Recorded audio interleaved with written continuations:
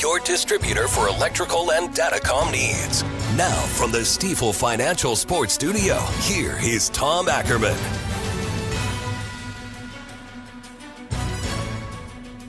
We are going to have a heck of a day, folks. It is snowing here in St. Louis, here in downtown St. Louis. They are starting to get the plows out, and they have been working on that this morning. But remember now, these side streets are a mess. They do the thoroughfares, the main thoroughfares in the city, and the side streets are going to be hard to navigate. Bottom line, stay off the roads, especially in this highly populated St. Louis City area, so that these plows can do their work. There's no reason to be out unless you have an emergency or you are expected to be at work or where you're supposed to be.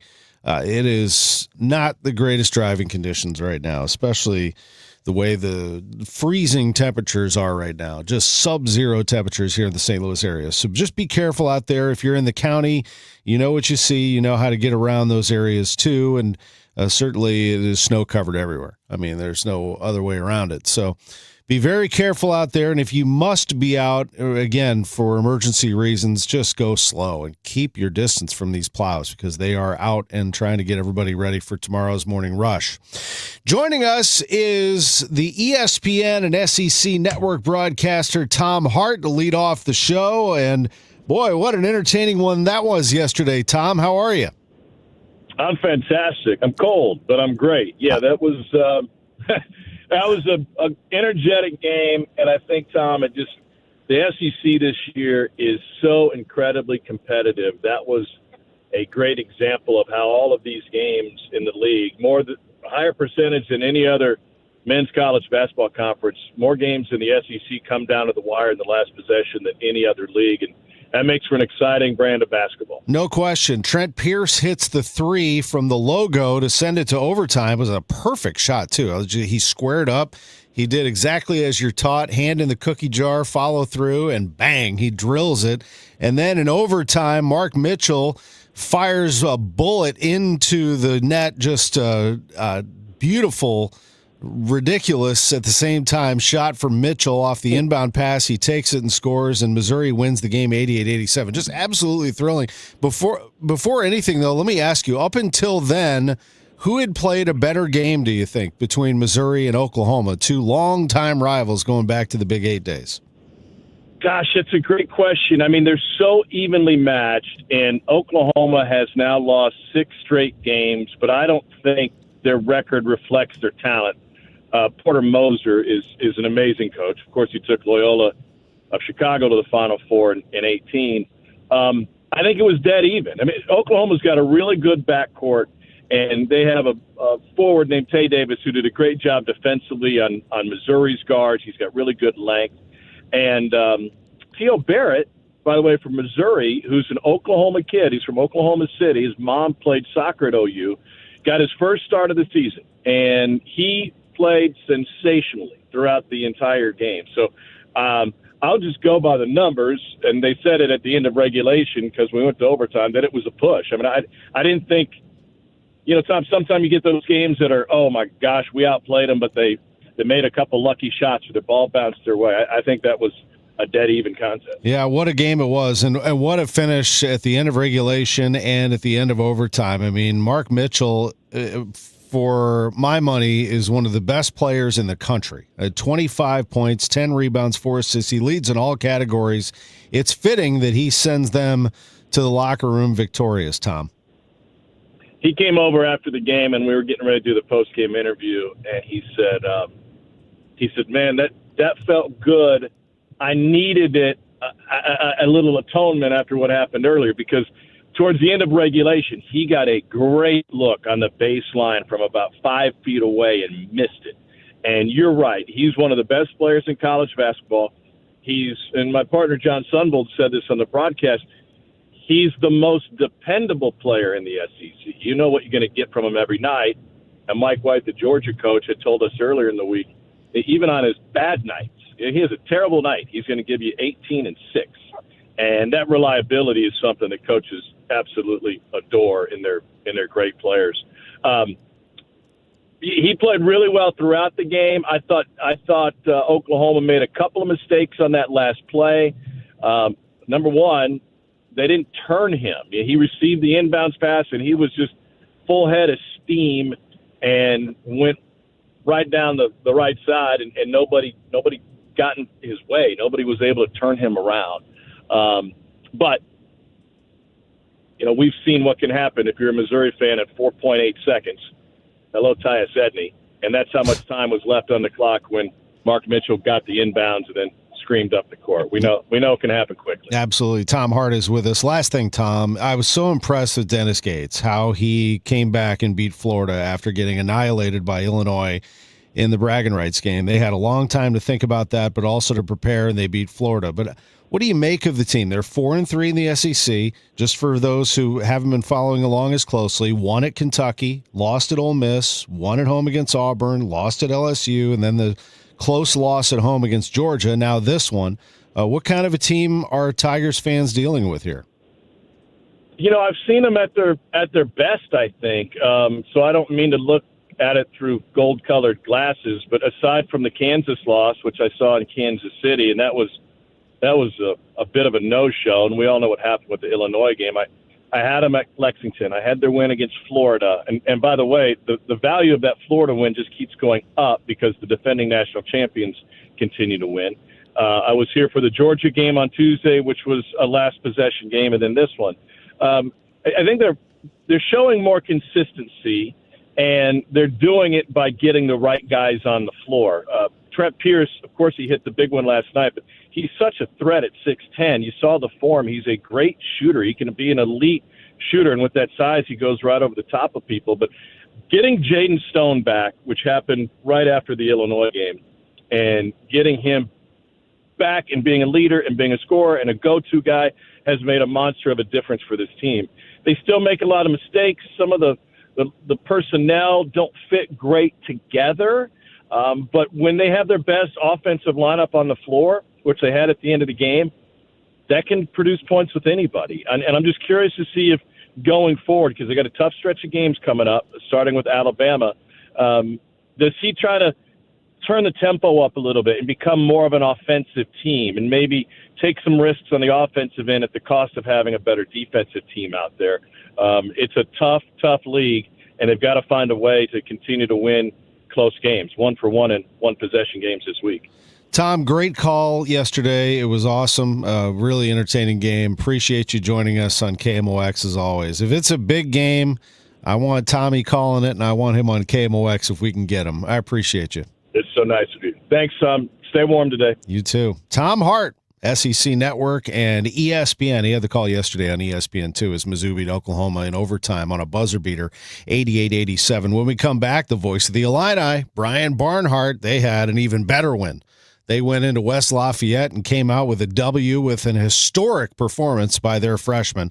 Back in a moment on Sports on a Sunday morning from the Stiefel Sports Studio. Hi, I'm Jim Brennan with McKelvey Homes. It's a great time to buy a brand new home, and Cottleville Trails has everything you've been looking for. Located at Highway 364 in Guttermouth, you will love the 5 lakes, pools, playground, and Francis Howell schools. It's a community where you know your neighbors. Take your golf cart or walk the trails to downtown Cottleville for coffee, dinner, or lunch at Menino's Market, my new favorite sandwich shop. Visit McKelveyHomes.com. It's time to move up to McKelvey. This is Corey from Air Comfort Service Heating, Cooling, and Insulation. There's never a good time for your heating system to stop working. If yours does, no matter what time or day, Air Comfort Service offers 24/7 emergency HVAC service. Contact our award-winning team for 5-star heating service and stay in your comfort zone. For heating and 24/7 emergency service, contact Air Comfort Service Heating, Cooling, and Insulation at aircomfortservice.com. That's aircomfortservice.com. My name is Whitney Allen. I am a widow. My husband, Ryan, died. We never thought in a million years we'd have to use life insurance. The unexpected happened. With Ethos, it is so fast and easy. It's 100% online. You can get a quote in seconds, apply in minutes, and get same-day coverage. No medical exams, and you can get up to $3 million worth of coverage through Ethos. Get your free quote at ethos.com/radio. That's ethos.com/radio. Time spent on application may vary. Online health questions required. Let's go! You're still grooving, still connecting, still loving, still turning up, still thriving. You still got it. But your immune system, it weakens as you age. That's where vaccines come in. They help train and strengthen your immune response to fight off respiratory illnesses like flu, pneumococcal pneumonia, RSV, or COVID-19. Ask your doctor or pharmacist which vaccines you need. Book in minutes at vaxassist.com. Sponsored by Pfizer. Hey, good morning. You're heading to the airport, right? Yep, thanks for checking. I like the car. How long have you been a rideshare driver? About 3 years now. I really enjoy it. Isn't it hard to make money these days with the price of gas being so high? Not for me. I use Upside, the free app that gives you cash back for every gallon of gas you buy. Wait a minute. Are you saying you actually get real money back when you get gas with the Upside app? Yep, I get real cash back every time I get gas. Does that actually add up to anything? I'll make around $200 to $300. Wow, that's serious extra cash. I'm downloading the Upside app now. Download the free Upside app now to earn real cash back every time you buy gas. Use promo code RAIN to get up to a $5 per gallon bonus on your first tank. You can cash out anytime, right to your bank account, PayPal, or a gift card for Amazon and other brands. Just download the free Upside app and use promo code RAIN to get up to a $5 per gallon bonus on your first tank. That's code RAIN. Paramount Plus is the new home of UFC, and we're coming out swinging with UFC 324. Oh, what a shot! And 325. Boom! On back-to-back weekends, the new era is here. It's time! Every fight. Bam! Let's go! One subscription. Oh, my goodness! Pay-per-view just got knocked out. Let's go! Back-to-back blockbuster UFC events this month, only on Paramount Plus. Another app for inventory, one for CRM. Oh, don't forget accounting. Wait, which login was that? Or you could use Odoo, one fully integrated system that does it all without the hassle. Ditch the app overload. Get everything your business needs on one platform. Try Odoo free today at odoo.com. That's ODOO.com. Now, back to the Great Bar Sports on a Sunday morning on 104.1 KMOX. From the Stifel Financial Sports Studio, here is Tom Ackerman.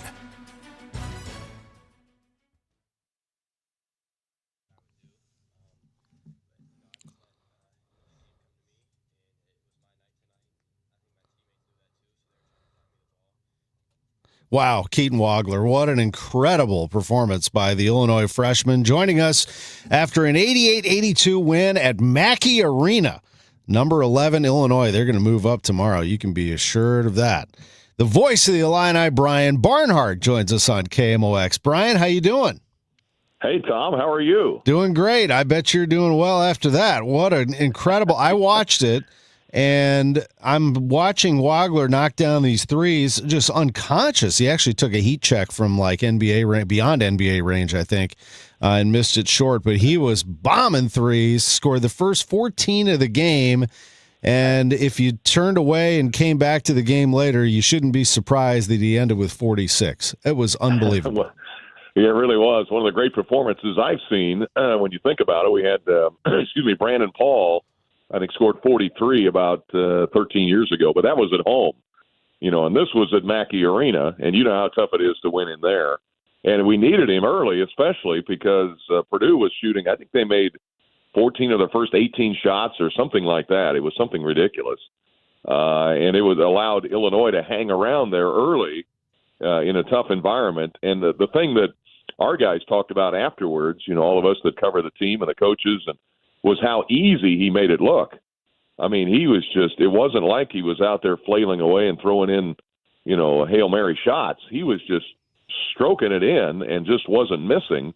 And he got a little tired at the end, and his teammates had to step up and hit some shots. In fact, I was told that they took a timeout with about, 5 minutes to go exclusively to let Keaton get his legs back a little bit, because he was he was getting pretty worn out by the end. But it was a remarkable game to watch. It was. I remember when I was in college at Indiana, and Sean Respert came in for Michigan State and went absolutely nuts on IU. Similarly, he was bombing threes. He was doing whatever he wanted out there. He was unconscious. I think he scored 40-something points in the game at Assembly Hall. A 6'1" guard back in the day, Sean Respert. This Wagler's put together. I mean, he's 6'6". He can get to the bucket. He can shoot the three. He is something special. I mean, how did Illinois make connections with him, and what has he been like? Well, as you know, I think the key anytime is relationships. They got in pretty early, but they did a great job building that relationship out there. But, I think he had two high offers, Tom. I think Minnesota and Illinois. So I don't know if he was not in the right, AAU circuit, or I don't know. I don't know how he slipped through the radar, but we're just glad he did. I can tell you that, he was on the list. Brandon Lee's another freshman, and David Mirkovic coming in from overseas, and there were some people talking about the young players, but we started hearing in the fall out of practice that wait till you see this Wagler kid. He's really doing special stuff, and you're like, really? He's just a freshman. We didn't hear that much about him, coming out of high school. And he had, and you kept waiting. We've had other freshmen early in the year that have flashed and then kind of hit that freshman wall, as you know, Tom, and he just never has. I mean, he looks unflappable. He never gets rattled. He plays with not cockiness, but confidence. And just explode. All of that came together yesterday at Mackey Arena in one of the, the second highest all-time, tied with Andy Kaufman for the second most points in a game ever, and he blew away several freshman records yesterday as well. Boy, Kaufman used to light it up too. Shawnee Mission Northwest for Wagler. That's Kansas City. So KU misses out, Mizzou misses out, and Illinois it cashes in on Wagler. He is special, but this Illinois team is special. I mean, I've been saying it all year, Brian, and I'm sure you have. They are a legitimate Final Four threat. They're currently in a three-way tie for second place in the Big Ten with Michigan and Michigan State. Nebraska leads the way right now, still unbeaten. I mean, what has Brad Underwood done roster construction-wise to have this special team? I think this might be his best one. Well, I think it could be, yeah, and it's you're right. I think just the ability of he and his staff, Jeff Alexander, Orlando Antigua, built their relationships overseas with the guys from the Balkans, certainly. And they've done a great job with that. The positional size, ability to score, this is the number one now. It was yesterday. It was 1 versus 2 in offensive efficiency, Illinois against Purdue. And that's the kind of team I know that in this day and age, Brad loves to have. You got 2 7-footers who, not only can be rim protectors, especially Zvonimir Ivicic, but they can stretch the floor and they can shoot threes. And it's kind of a Rubik's Cube mix and match kind of team. You can, if this isn't working, you can play the 7'2" guys together. They've even pulled out a little bit of zone, which has been rare under Brad Underwood. They've mixed that in a little bit. Even without Kylan Boswell, Stojakovic scores 30 the other day. It's not just one guy. It's a really versatile team, and they have the ability, and Brad talks about this all the time, what can you do when the ball isn't going in the basket, which doesn't happen a lot for Illinois, but in games where they haven't shot it great, they've played great defense, or they've won the battle of the rebounds by a wide margin. And that helped them yesterday against Purdue. They had a huge margin in rebounds and offensive rebounds during that game. So it's a team that is versatile. It's deep. They can do a lot of different rotations and try different things, and I think that's what makes them so dangerous. And really, Tom, the Missouri game, because we had lost to Nebraska, remember? That was the last loss at home. And Nebraska's really good, but we didn't play very good defense that day. And Brad had a stretch with the Missouri game in there, about the only game in about 12 days. And they went to work on defense in practice and emphasized it. And if you look at their numbers defensively since the Nebraska loss, it's off the charts, what they've done defensively. So they had trouble stopping Purdue early, but Purdue's really good on offense. But the combination of those two being very top, and there's a lot of metrics out there, as you know, that you can get busy with, but they're at the top of the nation in offensive efficiency, and I think top 20 in defensive efficiency. And when you look at Final Four teams, those numbers are where you have to be to make a run. Absolutely. I remember that loss to Nebraska and thinking, oh, this is not good for Missouri. This is really, really not good for Mizzou. They're going to be ready to go for that game. He will not be pleased with that, and they shut it down. And they've been great. And you're right. I mean, Purdue's excellent. Purdue's an excellent team. That is a very, very difficult place to play. And you got the win, and now who knows what's ahead for you. I mean, Washington is your next game. You got that game at Nebraska on the 1st that everybody will circle. That's going to be fun. You still go to Michigan State. By the way, I should mention that I do have the assignment with Compass where I'm going to have the Indiana game on the 15th. So I'll be knocking on your little spot there to ask you how you see this team. I can't wait to see you in person on the 15th. Well, that'll be awesome. Yeah, that'll be great. And I know a lot of national broadcasts start rolling in January and February usually. So we'll be thrilled to have you, Tom. That'll be great. And it'll be fun to watch this team play because they do still have, and Purdue ran into this a little bit, we still have the trip to USC and UCLA yet in the middle of February, and that was not easy for Purdue. They wound up splitting 2 games out there, so they got to get through that too. But you're right, at Michigan State, at Nebraska, those are huge. But if you're going to win a Big Ten title, you got to win a game like you did yesterday to keep yourself right there with the leaders. And Illinois is certainly in that upper tier of the Big Ten. That was a tremendous win. Congratulations to you and everybody there on a great call as Illinois beats Purdue 88-82 in West Lafayette. Brian, it's always great having you on KMOX. Thanks for doing it. Well, you're very welcome, Tom, and congratulations to your Hoosiers. I appreciate it. Football. Still glowing, my friend. Still glowing. I bet. We'll catch up soon. Appreciate that very Tom. much. Brian Barnhart, such a kind, great friend to the radio station for many years. The voice of the Fighting Alliance. The Billikens will be with us. Josh Schertz on Sports on a Sunday morning from the Stiefel Sports Studio. You know Gray Bar for electrical parts. But there's one more thing you may not be thinking of us for that can help maximize your next project's total value. Our pre-project planning services are designed to help you win the bid, save on labor costs, and keep your installers productive across your entire build. The sooner you call us, the better. Because when we're there from the beginning, we can anticipate your needs and help you solve problems before they become problems. Yep, Gray Bar does that. This is John Pertzborn with Ben and Gentry for HeatUpSt.Louis.org. We're the Golden Boys! For the 26th Rise and Shine benefit. It's Friday, February 13th. Your lucky day to volunteer. Or buy a sausage or egg biscuit for $1. At participating area Hardee's. It's HeatUpStLouis.org to also pre-order. That's HeatUp, STLOUIS.org. Put the biscuits down, Ben. Oi!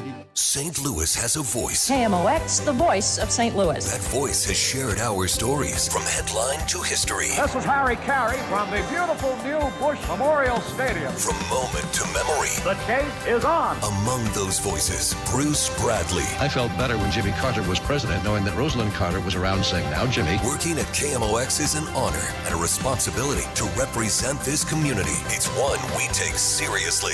KMOX, the voice of St. Louis. KMOX Weekend at your service. Sponsored by Air Comfort Service, Heating, Cooling, and Installation. I'm Dave Glover, and I see clearly now thanks to the doctors, Dr. Greg Birdie, Ranjan Malhotra, Robert Brusati, and Andy Royer. You can too. Just go to youridoc.com. Discover how you can make unforgettable memories with a home equity line of credit from Royal Banks of Missouri. Whether you're dreaming of a winter family getaway, planning your next home renovation project, or considering an investment in your education goals, a home equity line of credit is a flexible and convenient option to fund life's most memorable moments on your schedule. Our local bankers are here to help you achieve your short and long-term financial goals. Call 314-212-1500. That's 314-212-1500. Visit us online at royalbanksofmo.com or stop by a Royal Banks location near you for more details on how you can tap into your home's equity and get the most out of its current value. Investing in our communities, one client at a time.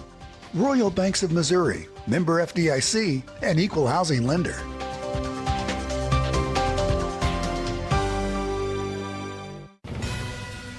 Now, back to the Great Bar Sports on a Sunday morning on 104.1 KMOX. From the Stifel Financial Sports Studio, here is Tom Ackerman. Behind the back pass to Sharma, fadeaway three. Oh, instant Sharma. Are you kidding me? Bang, instant Sharma is going to get you. Left corner three, Sharma, bang. Ish, got another one. Rammer with Earl giggling in the background on KMOX, a win for SLU. They knocked off St. Bonaventure, and it was a heck of a win, 97-62. The head coach of the Billikens is Josh Schertz. I love those calls so much. And, you know, the other thing, we were just talking about Keaton Wagler and just raving about the fact that he knocked down 9 threes yesterday for Illinois at Purdue. That's how many Sharma had. 9 threes for the Billikens guard. Amazing. Yeah, how about that? Keaton was obviously, ironically, a guy we thought we were getting here. So coming out of Kansas City, but what a great player he is, and what a great game he had yesterday. But how about Ish? 29 points in 24 minutes, 9 made threes. We've seen it a number of times in practice. He's obviously shot the ball well. I mean, he's had 5 threes in a game, I think, a couple times this year. But we've seen those ignitable days where when he gets going, man, it's unlike anything I've ever seen in terms of he can string, 8, 9, 10 in a row in live play, which is just so hard to do. And then the degree of difficulty wasn't like he was, out there playing horse. I mean, he's flying off stuff and body moving and he's able to flip his hips and, the ability to shoot off movement and how quick the release is, and then being 6'6" doing it. There's a lot of factors that go into it, but he's a special player, and great to see him, get going like that. He had 29 points. You can just see the confidence every game in which he plays. He loves taking that shot right in front of you, in front of the bench, a little Steph Curry-like, sort of on the run. Now, I see him all the time when I get to the arena about 2 hours before tip. He's the first one out there shooting every time. He's always out there shooting, but I don't see him practicing that one. That's a heck of a shot. No, he works on. I mean, he is unbelievably consistent in the invisible spaces. In terms of what he does. I mean, the work he does in the invisible spaces, and the stuff I see, and I'm sure there's a lot of stuff that I don't see.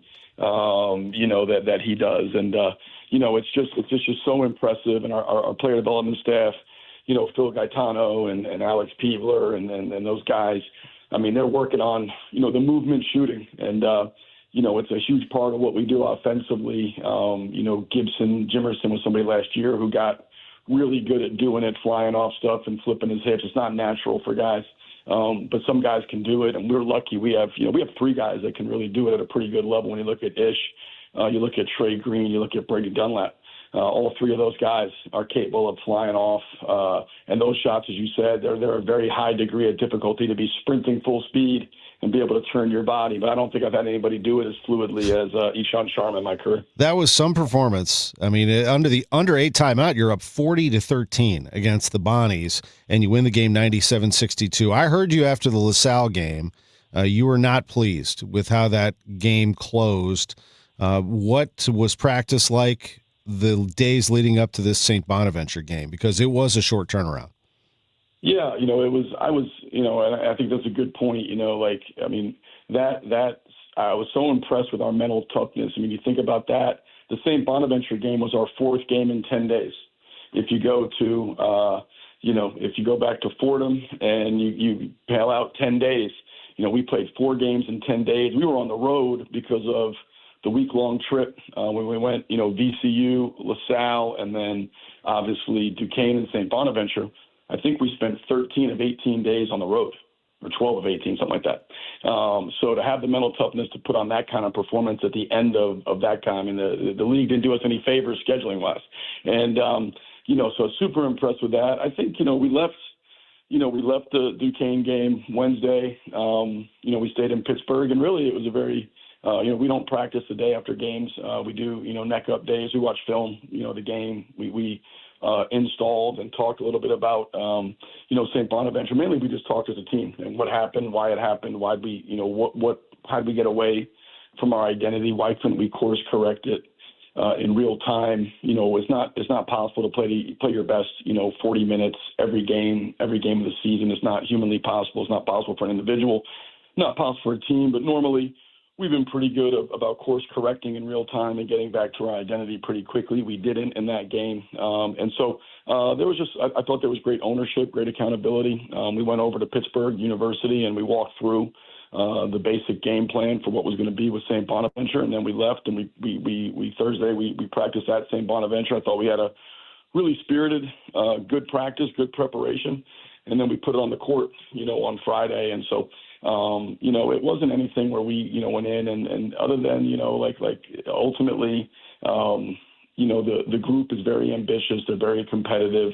They have high standards. They have a high level of accountability for each other. And, and they want to be great. And when you have that as a coach, it's just harnessing it. And it doesn't mean you're going to be great every time. It doesn't mean you're going to play your best perpetually. Like I said, it's not possible. But I had no doubts that we would respond the right way, and we did. We obviously came out and I think played as good a game, complete game as we had all season, but I thought we were really good, in that same vein against Richmond, and so it's really been, I think we're trending in a good direction. Duquesne game notwithstanding, and then Duquesne had a lot to do with, us not playing well as well. I thought Duquesne was really good that night. They were super sharp and really played well and brought a level of physicality that we weren't ready to match. Yeah, I don't know. They were, and they won 81-77. After that game, you said that we did some things that would make a grade school team embarrassed. And I was like, oh boy. Yeah. So, I mean, yeah.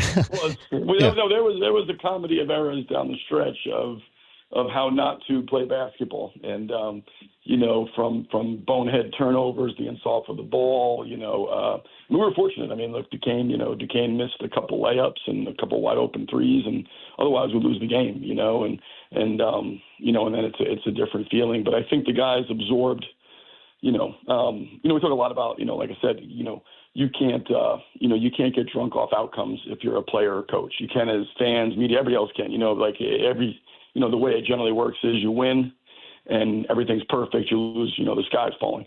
And that's fine, but it can't be internally. And I think they internalize, what happened, why it happened. And we got a 12-point lead, with 4 minutes to play. I mean, as bad as it was up and down. We had a 12-point lead with 4 minutes to play. And we did everything from, fouling, turning the ball over, missing a bunch of free throws. I mean, you name it. We checked the box there in the last 4 minutes to give Duquesne a great chance to win. And fortunately, they weren't able to capitalize. We came up. Brady makes 2 huge free throws. Dion gets a big rebound, makes a free throw, and we escape. But we have higher standards for ourselves in terms of how we want to play. And I think, like I said, the guys had great ownership. On Wednesday, we met as a team. I let them do a lot of talking, and they really, almost everybody on the team stepped up and said something. And I thought it was great because they really challenged each other to be better, and that's what you want. With George Mason's loss yesterday to Rhode Island, you're now at the top of the A-10 with a 7-0 record. You'll play George Washington on Tuesday, and while they've dropped 3 games in conference, as well as anybody, they are very dangerous. So they lost to George Mason on the road by only 5, and they just handed it to Richmond, a team that you handled quite well also. So this should be some game here on Tuesday night at Chaffetz. Yeah, I think by far, so to this point, the best team we've played at home all year. Chris has a really good team. I think their record is, doesn't do justice for how good they are. They're right there with us as I think the top offensive teams in the league in terms of efficiency. They're elite offensive team. They got, maybe the best player in the league in Castro, 6'11" kid who's just an absolute stud on both ends of the floor. Got terrific guard play. I think they made 10 or 11 threes in the first half against Richmond yesterday. They're super explosive. They're really athletic. They're long. They can be super disruptive defensively. I'd be shocked if they're not a double bye team and a team that's competing for the Atlantic 10 championship. It's a quad 2. With the net, a quad 2 home game. I think they're right around 70, but they'll be higher than that. They'll be. I think they'll finish. Somewhere, higher than that in terms of the net. So it's a big game, big opportunity for us, but a big challenge. And, but they're really, really good on both ends of the floor. It'll be, like I said, to this point, without question in my mind, we've got some good teams in Grand Canyon, San Francisco, et cetera, league teams. But that'll be the best team we played on our home floor this year. We'll have it on KMOX tomorrow. Tuesday, Rammer and Earl will have it. And Troy, Tamar, and I will have it on TV, so we're looking forward to that big night. I was reading Stu Durando does a good job on Substack, and I was reading his story, so I want to make sure that I cite him on this about how you've been disruptive defensively, but you'd like to create and force more turnovers. Can you? I read it, but for those who haven't read it, maybe verbalize that for us as to what you're aiming for there and how you do that. Yeah, I think, anytime you're looking at, basketball, I think one thing, probably the stat that drives winning the most, is certainly, shot quantity, right? Like who gets more shots? I mean, it really probably more than any other statistical analysis, drives who wins. And there's 4 mechanisms, to generate an advantage in shot quantity. And that's obviously, your ability to take care of the ball, low turnovers, forcing turnovers, the opponent, and then offensive rebounding and your defensive rebounding. And, you want to create advantages in the possession game. And, our turnovers have been pretty good. We've not turned the ball over a ton. We've been really good. I think for the most part, Duquesne notwithstanding, a lot of that was late. We've been really good inside the games of valuing the basketball, taking care of it. We've been a good defensive rebounding team, one of the best in the country. I think we lead the country in defensive rebounds per game, and our percentage is pretty high. I think, the area that we've really struggled in the most of those 4 is forcing turnovers and being more disruptive defensively, but doing it with discipline. You're not trying to disrupt and get out of position and give up layups or trap people and give up wide open threes or foul. We've obviously got to dial that back. We want to be physical, but appropriately physical. And so it's an area, as we get to the back part of the schedule, that we think is something we can be more disruptive with discipline, create more steals. And there's a variety of ways to do that without trapping, whether that's, being better with our ball pressure, being better with our gaps, being better with our rips, being better with our rotations, being much better with our hands in terms of deflections and swarming the ball. And, so there's areas that we have to continue to improve in.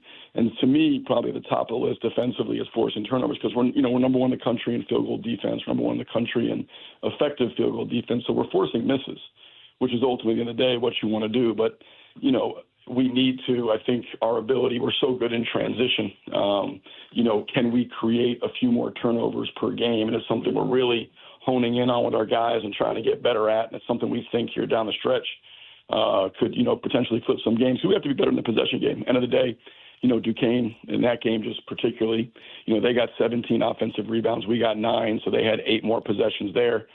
They turned it over 12 times. We turned it over 16 times. So they had 4 more possessions there. So if you look at that game, Duquesne had 12 more possessions than we did. And, and to win a game where you're minus 12 in possessions is almost impossible. So we did it, but it's not something we want to live in. And it's an area, we got to continue to work on if we're going to, do what we want to do in terms of what we hope to accomplish. What a week this is going to be. GW on Tuesday, Dayton on Friday at Chaffetz Arena. Josh Schertz, the head coach of the Billikens, with us. Let's get this snow cleared out of here so we can get a packed house on Tuesday night at Chaffetz. It's going to be a fun one, Coach. It'll be a blast. Should be a really good game. Like I said, 2 really up-tempo teams. I think watching them, all the other 13 teams in the league, they're the best offensive team, hardest to guard, and will be a great game for fans who like good basketball. Should be, like you said, an amazing week. We're welcoming GW Dayton, 2 monster games for us.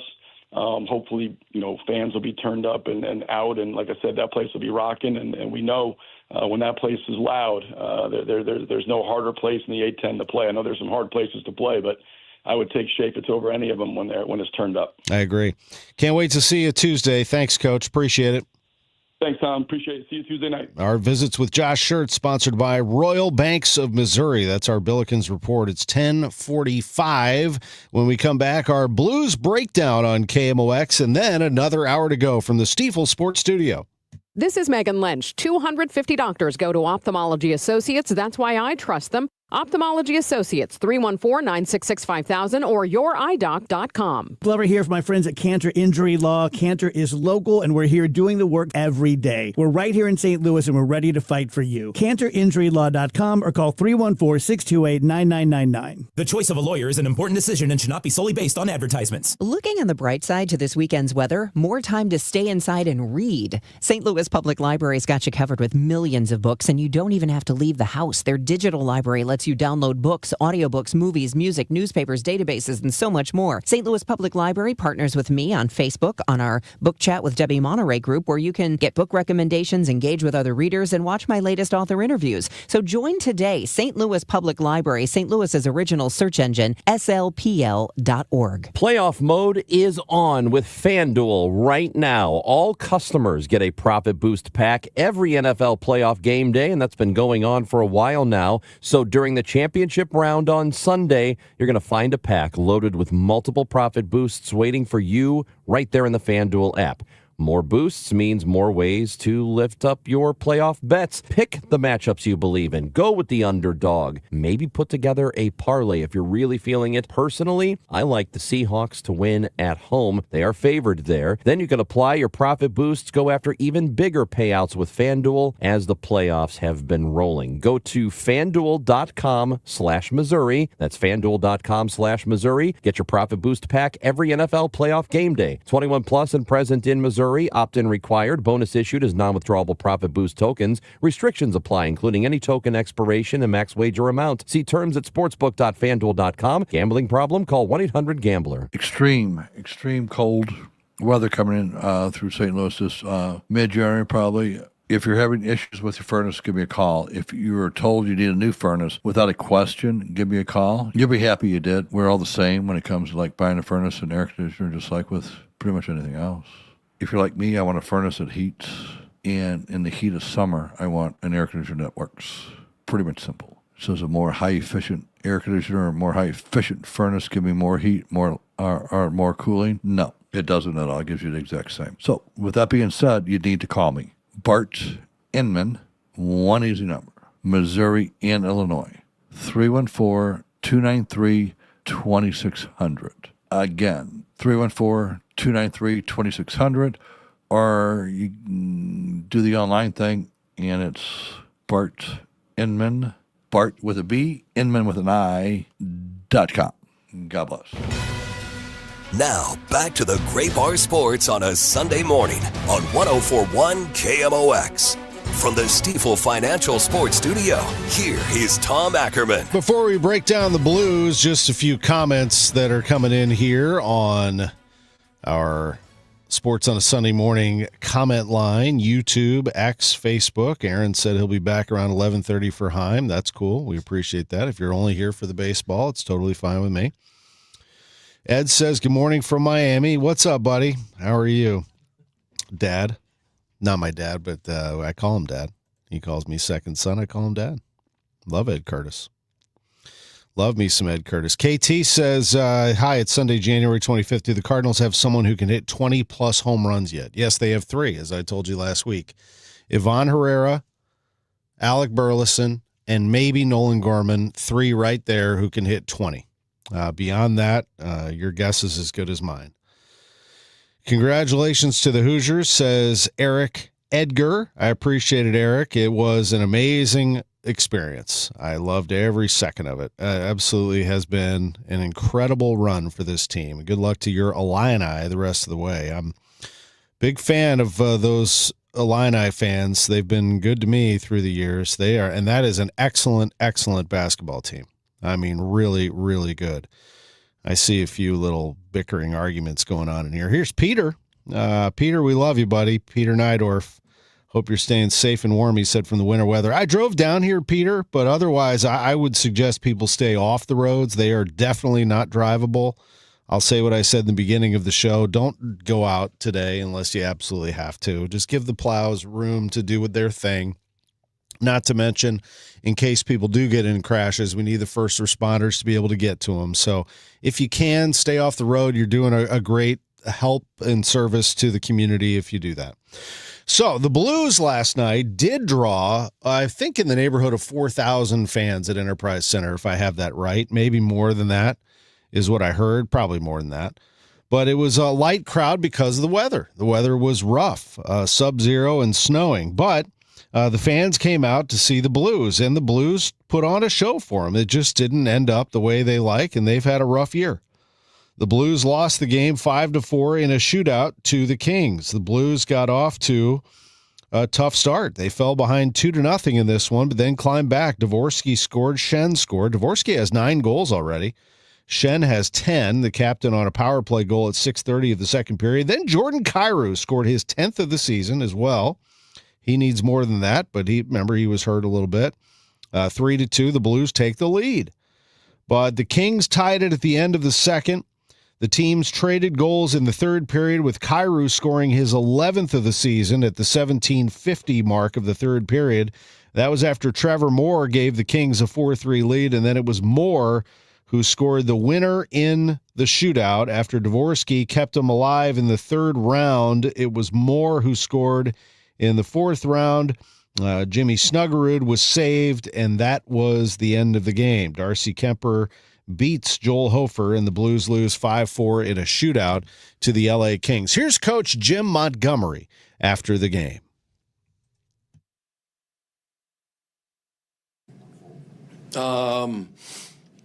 I did not like our first 10 minutes of the game.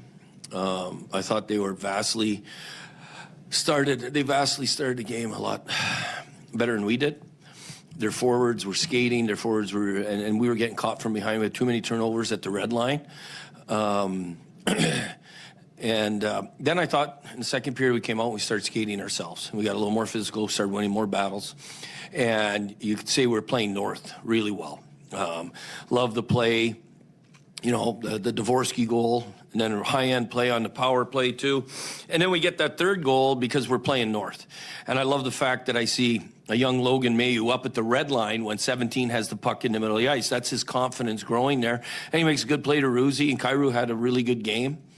Third period, I thought we had a lot of opportunities early, and then they got that goal, and we challenged it for offsides. They changed the wording of the rule book, and I got to get confirmation from the league. But it reads both skates need to be on the player's tape. Both skates need to be on the neutral zone side of the blue line, so the leading edge. And we saw 1-1. And the year before, it did not say both skates needed to be. So we need to get clarification. I talked to the linesmen. They were great. They explained to me that it's no doubt, in their mind, it's 1 foot.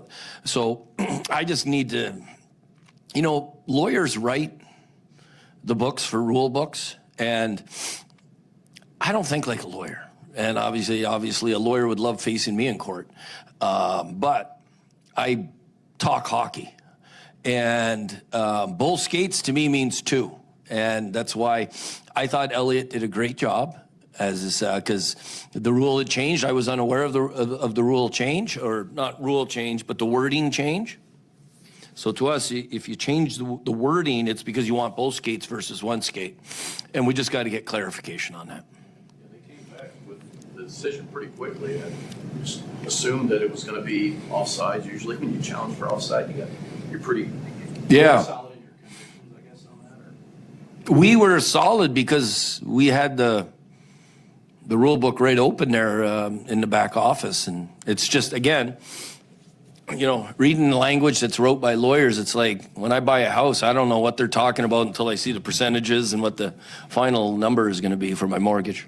I feel like just the way you had the attack mindset when you pulled Hofer, be able to get the time there. That was really good to see that execution. The Shen line went out right after the timeout, and there was 2:43 left. They got a icing, and there's 2:06 left, and that's good. The other team's tired. They got 30 seconds there. Bucci wins the draw. We go right to the spread that we wanted to. And I love the play by Dvorsky. Dvorsky sends it in there. Kyrou's on the back door. All the execution we wanted to create a little bit of havoc and chaos at their net. And that happened. And then we got the loose puck and went up top, and we brought it right back to the net. We got that good rebound goal. And it's just unfortunate, Would have been great if we won the game on Dvorsky's breakaway. That would have really capped off a really solid hockey effort by our team. There's some things defensively that we need to clean up again. You can't be happy anytime you give up 4 goals. Do you see his confidence growing? I see Dvorsky, Snuggeruds, Mailloux, Stenbergs, Berggrens. I see all those guys' confidence starting to come. They're starting to feel the puck a lot better. A couple guys that I talked to in the locker room just said, because you've been in the last 3 games, you're right there. It's just puck management game. management, maybe the fine line right? Yeah, there's just certain parts, like the end of the second period, like, there's 17 seconds left. We get the puck in the neutral zone, and we go 2 men. Like, that's okay if F1 has pressure, but there was no pressure. And then we get the puck in the middle of the ice, and we ice it with 5 seconds left for a face-off in our own end with 2.8. You never know what can happen. Shen wins the face-off, so it's a moot point, but sometimes it's not, like last night. That is Jim Montgomery, the head coach of the St. Louis Blues, after a 5-4 shootout loss to the LA Kings. Last 3 games, they lost at Dallas 3-2. They lost at Winnipeg 3-1. They lost at Edmonton 5-0. That's 4 straight losses for the Blues, who had a pattern of winning at home and losing on the road in the month of January until it was broken yesterday. That was 4 straight home wins snapped yesterday by the Kings. They'll play the Stars Tuesday night at Enterprise Center, and the Stanley Cup champion Florida Panthers on Thursday night at Enterprise, and they have a game Saturday at home as well against the Columbus Blue Jackets as they have this flurry of games before they wrap up for the Olympics. We'll take a break. When we come back, a big 11 o'clock hour on KMOX. St. Louis, are you ready to go Hardy? I woke up on the wrong side of the truck bed. The country rock hitmaker behind Truck Bed. Wait in the truck and 1 beer. He's bringing his no-holds-barred live show to Hollywood Casino Amphitheater June 5th. With special guests Cameron Whitcomb and McCoy Moore. Hardy, live, loud, and unapologetic. 1 night only. Tickets on sale now at Ticketmaster.com. For more information, KMOX.com/events. Save big on everything for your next project now at Menards. Upgrade your home with Floors of Distinction laminate flooring. It's easy to install and durable enough to handle an active household. The Woodruff Series is a waterproof laminate flooring that features an attached pad for sound reduction and added comfort. On sale today for $229 a square foot. Good through February 8th. Plus, check out our weekly flyer on Menards.com for other great deals happening this week. Save big money at Menards. Hey, good morning. You're heading to the airport, right? Yep, thanks for checking. I like the car. How long have you been a rideshare driver? About 3 years now. I really enjoy it. Isn't it hard to make money these days with the price of gas being so high? Not for me. I use Upside, the free app that gives you cash back for every gallon of gas you buy. Wait a minute. Are you saying you actually get real money back when you get gas with the Upside app? Yep, I get real cash back every time I get gas. Does that actually add up to anything? I'll make around $200 to $300. Wow, that's serious extra cash. I'm downloading the Upside app now. Download the free Upside app now to earn real cash back every time you buy gas. Use promo code RAIN to get up to a $5 per gallon bonus on your first tank. You can cash out anytime, right to your bank account, PayPal, or a gift card for Amazon and other brands. Just download the free Upside app and use promo code RAIN to get up to a $5 per gallon bonus on your first tank. That's code RAIN. Let's ring in the new year by finally checking off something that actually matters. Your old videotapes and photos are fading more every year. VCRs are disappearing, and the clock is ticking to save your family's most important memories. Hi, I'm Adam Baselogger. And I'm Nick Mako. We started Legacy Box to help you preserve your memories by converting all your videotapes, photos, and film reels into digital files. And this year, it's easier than ever. Introducing our biggest kit yet, able to hold up to 80 videotapes or film reels or 2,000 photos. It's perfect for big collections. You can even send in old DVDs, memory cards, flip phones, or early generation iPhones. Legacy Box is truly the easiest New Year's resolution you'll ever keep. Just fill your box and send it in. As the world's largest digitizer of home movies and photos, all work is done in the U.S., and we're trusted by over 1 million families. Start the new year right by rescuing the moments you haven't watched in years. Go to legacybox.com/radio for an incredible 55% off. That's legacybox.com/radio for 55% off. The trusted voice of St. Louis. KMOX AM St. Louis. KMOX FM Hazelwood. Always live on the free Odyssey app. This is CBS News on the Hour, your home for original reporting. I'm Peter King, and if there was ever any doubt, today is the day Mother Nature proves it's not always sunny in Philadelphia. Just ask Cyree Phillips, who says the snow and especially ice made him slip, slide, and sorry he drove this morning. Get my heart racing. I'm a little scared, but I'm just glad I had enough space, and I was pumping the brakes, and I straightened it out, but you can't go over 20 miles an hour because you're going to spin out. And you don't want to risk your life because you want to be outside. Parts of the Northeast are expected to get a foot or more, with the storm stretching from Missouri to New England. The storm is a triple threat: snow, ice, extreme cold. CBS News meteorologist Shane Hinton. Temperature is going to be bone-chillingly cold as you make your way to the Midwest today. -6 is what it will feel like in Minneapolis. 7 is what it will feel like in Omaha. As we make our way toward North Carolina, 20-degree feels like temperatures in Raleigh. And then as we make our way up to Boston, 26 on the thermometer. The number of customers without power is well past the 800,000 mark. As for flyers, the good news is that there are fewer delays than yesterday. FlightAware says the bad news is that it's because there are more than 10,000 U.S. cancellations because of the storm. Federal officials are doubling down on the claim that yesterday's Border Patrol shooting of a Minneapolis man was self-defense. Commander-at-Large Greg Bovino on CNN's State of the Union. The fantastic training that our law enforcement partners have, the fact that they're highly trained, prevented any specific shootings of law enforcement. So good job for our law enforcement. But witnesses and several bystander videos contradict the official version, appearing to show the man holding a cell phone, not a gun, that Bovino says he refused to give up. CBS's Lana Zach. In a court affidavit, one resident testified, quote, "I have read the statement from DHS about what happened, and it is wrong. The man did not approach the agents with a gun. He approached them with a camera. He was just trying to help a woman get up, and they took him to the ground." Just when you thought you've heard everything, would you believe that warnings about exploding trees in Michigan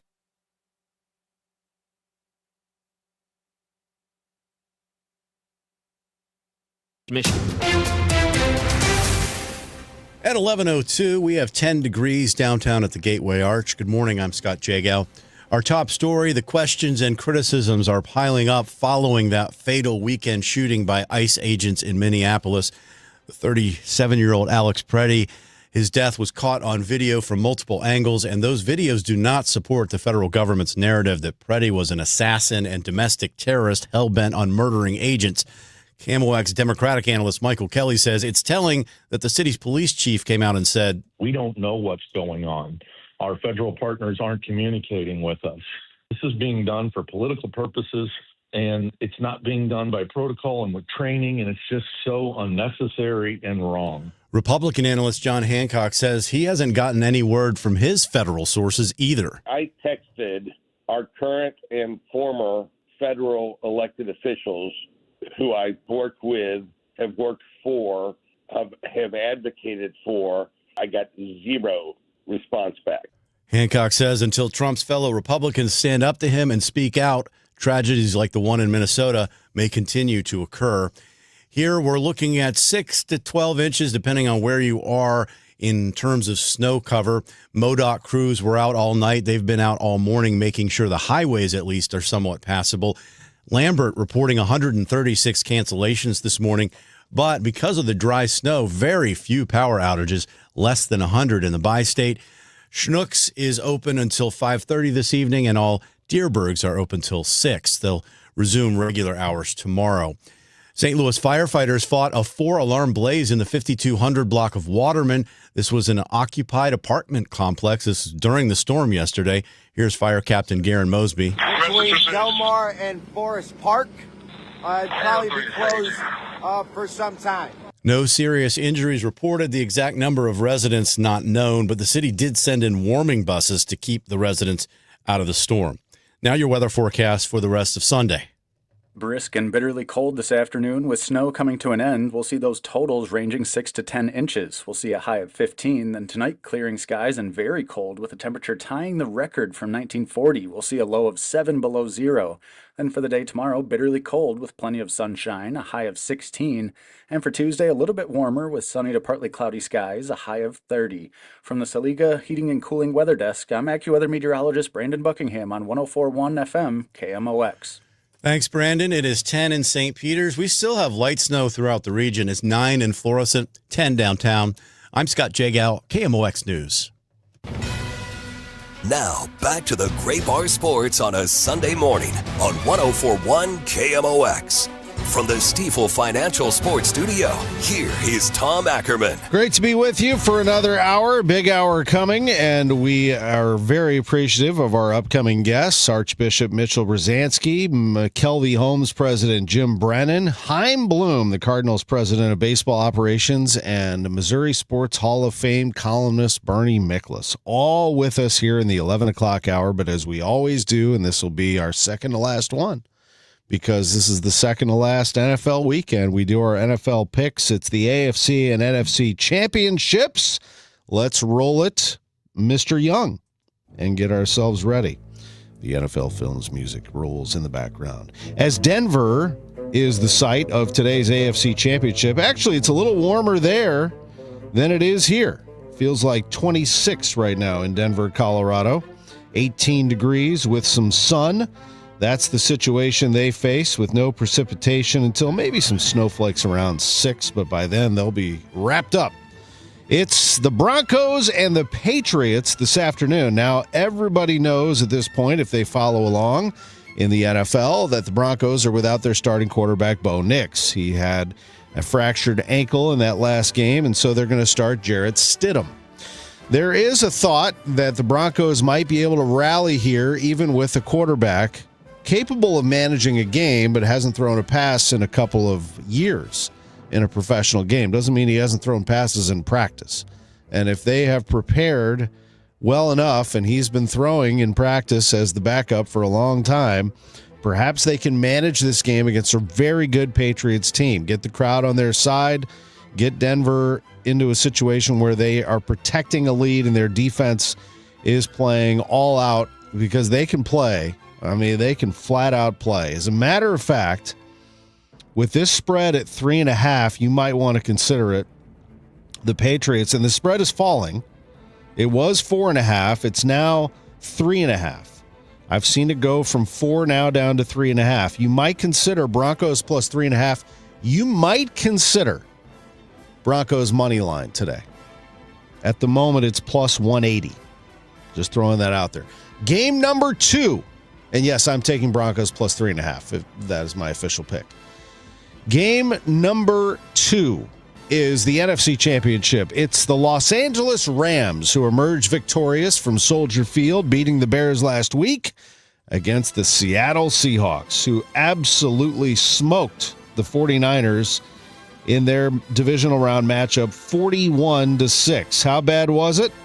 The 49ers had 236 yards, and Seattle had 281. If you looked at that, you'd say, somewhat of a close game. No. This game got out of hand. The 49ers lost a couple of fumbles. The 49ers threw an interception. And the Seahawks just are a great disciplined football team. They only had 2 penalties for 5 yards in that game. And they play very well at home. You think Denver's a good home atmosphere. Seattle's that much better. Seattle might be, along with Arrowhead, the 2 best, 2 loudest. Now, all of that is great, but you got to beat a Rams team that has been playing outstanding football this season. The Rams right now are on a roll, but they've played at Seattle, and they lost 38-37. Tells you 2 things. They certainly can get it moving. They can move the chains, but they will give up points. And Seattle, I have to think, is even better than it was back in that December 18th matchup. They're just absolutely rolling right now. They won 41-6 over the Niners, and I think they will win this game and cover the 2.5-point spread tonight.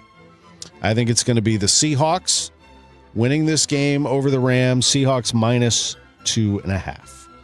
We'll take a break. When we come back, we are honored to be joined by St. Louis Archbishop Mitchell Rozanski and the president of McKelvey Homes, a great friend of ours and partner here at KMOX, Jim Brennan. We also have Chaim Bloom joining us on the line at 11:30, Bernie Miklasz at 11:45. Sports on a Sunday morning from the Stifel Sports Studio.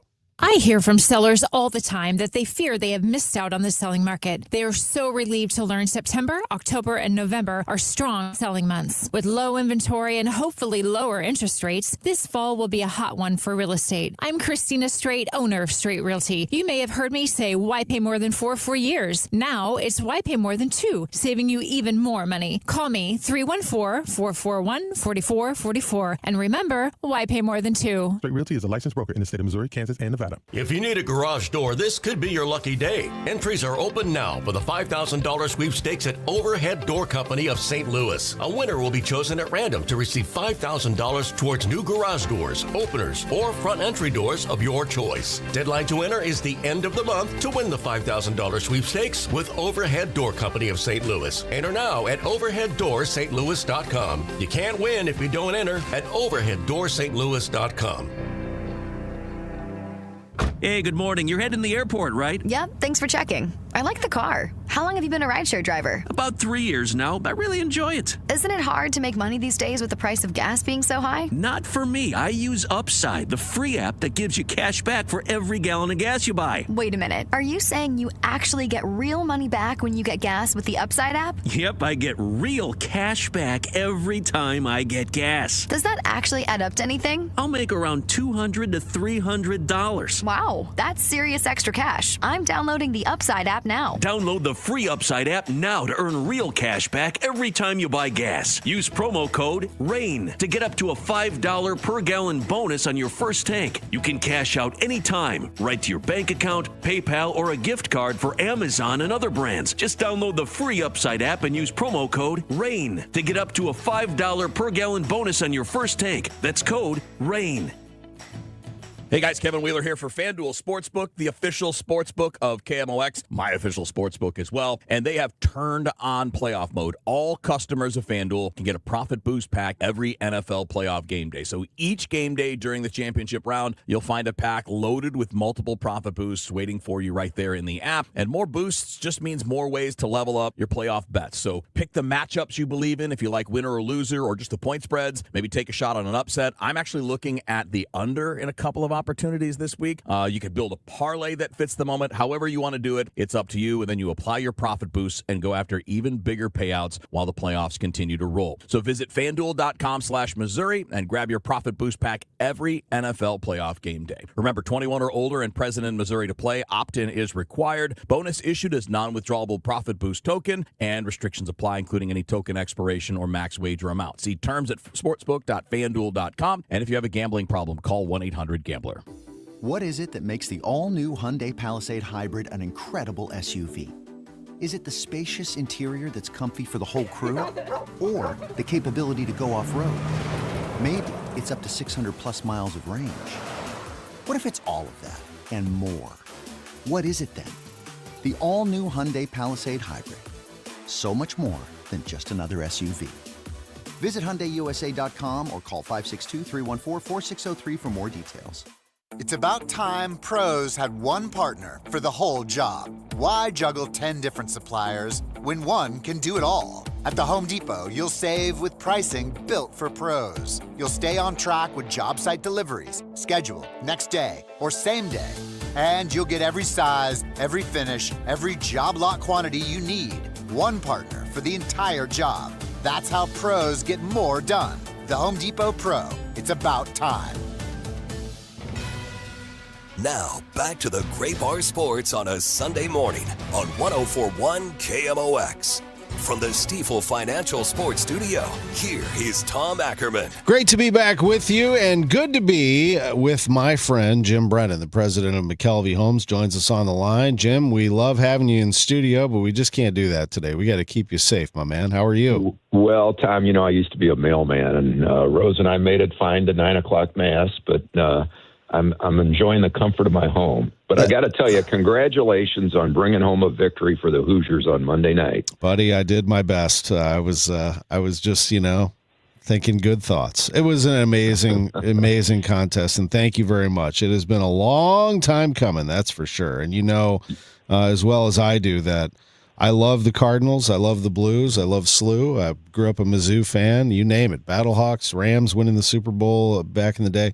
That one's at the top for me. When your school wins a national championship, I've never been able to feel that before. And, they won it in 87. I was 12 years old at the time. I didn't go to school in Indiana at that time. To win a national championship is something I never thought I would see from Indiana football. And now I'm thinking, how many more can they get? I'm waiting for the movie. I think it's very, very possible that we see a film down the road about Fernando Mendoza, about Curt Cignetti, about Indiana, and just kind of weaving through the whole story. It is a remarkable, remarkable sports story, and I appreciate you. I'm sure Archbishop Rozanski will appreciate that every time he gets interviewed, the first person he thanks is God. Yes. Let's bring in, actually introduce us to your guest, if you would, the Archbishop Mitchell T. Rozanski. Archbishop. Good morning, Jim, and good morning, Tom. Thank you for the opportunity to be with you today. It is so great to have you on KMOX, Archbishop Rozanski, and thank you for being with us. Jim, you have a wonderful announcement to make about not only the Archbishop, but also what McKelvey Homes is doing for the St. Louis community. Well, we started a few years ago, Tom, our 125th anniversary. We're the oldest builder in St. Louis, and we started what we call the 1898 Society. For every home we sell, we give $1,898 to a worthy charity. My wife, Rose, says no one should be hungry, homeless, or without health care. And we found out about this wonderful program that Archbishop Rozanski started a couple years ago, the American Catholic Appeal, the annual Catholic Appeal, Affordable Housing Fund. And I got to tell you, they don't ask anybody what their religion is. Archbishop Rozanski tries to take care of everyone and anyone, regardless of their faith. And we were proud to announce that in our fourth quarter, we selected them as the charity, and we sold 29 homes, and I've got a check sitting here that I'm going to be presenting to Archbishop Rozanski for $55,042. Jim, thank you so much. Thanks to you and Rose and McKelvey Homes for choosing the ACA Affordable Housing Fund. Thanks to you. Another big supporter is Ascension Health and so many others who find affordable housing to be a real cause in our area. Thanks so much. What started this for each of you, or either of you? Why did this start, the affordable housing? Well, in 2021, St. Louis Affordable Housing Report Card identified a shortage of 35,000 affordable units for families who were earning below $22,400 a year. And in 2023, we did a study of the social outreach of the Archdiocese of St. Louis, and we found that Catholic parishioners in St. Louis and in the 10 surrounding counties identified affordable housing and homelessness as two of the greatest needs in our area. So we looked at what could we do to start to address these issues, and we came up with the idea of affordable housing, of working with families to get them into homes so that they can build up some equity and have stability in their lives. This is the Most Reverend Mitchell T. Rozanski, the 10th Archbishop of St. Louis. And Archbishop Rozanski, on a day like today, I know that every day is important, but on a day like today with these freezing temperatures and snow blowing all over the place, certainly we think very deeply about people in this area and their needs, don't we? We really do, because there are so many who are homeless. But thanks be to God for those who are addressing that issue immediately, particularly with the snow and the freezing conditions that we're having over this weekend, with having shelters for those who are homeless. But we also thank God for the stability that's given to families, particularly to children, who are able to move into homes and have that stability in their own lives, for schooling, for being able to have support services in the neighborhood. but also for contributing to the neighborhood by keeping up their homes in a wonderful way. Jim, what else should people know about this that you, the Archbishop, and many others collaborated on? Well, Tom, I got to thank you for increasing awareness. Giving money's one thing, but explaining to others out there the importance of supporting these. You know, Rose and I, Anna Brennan's, have been very blessed, and we really think it's our duty to help others in need. And when we heard about this program, you know, there's nothing like owning a home. It is the American dream. And we were so impressed. And I say all the time, it's all about leadership. And I got to compliment the Archbishop for taking a position and doing something about it, taking action. And we are so impressed with what he's doing. Tom, we've never done this before. And, you know, I always put the big announcements on your show. But, excuse me, Rose and I have decided to go back to back. And for the first quarter of 2026, to also contribute to Archbishop's affordable housing fund for every home McKelvey sells this quarter.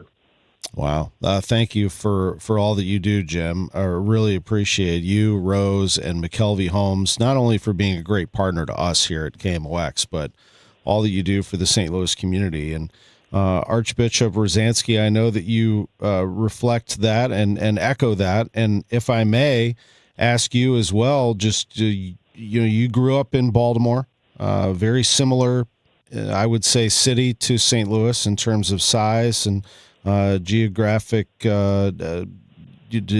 economics. What is your hope for St. Louis, Archbishop Rozanski, as we enter 2026 here, moving forward?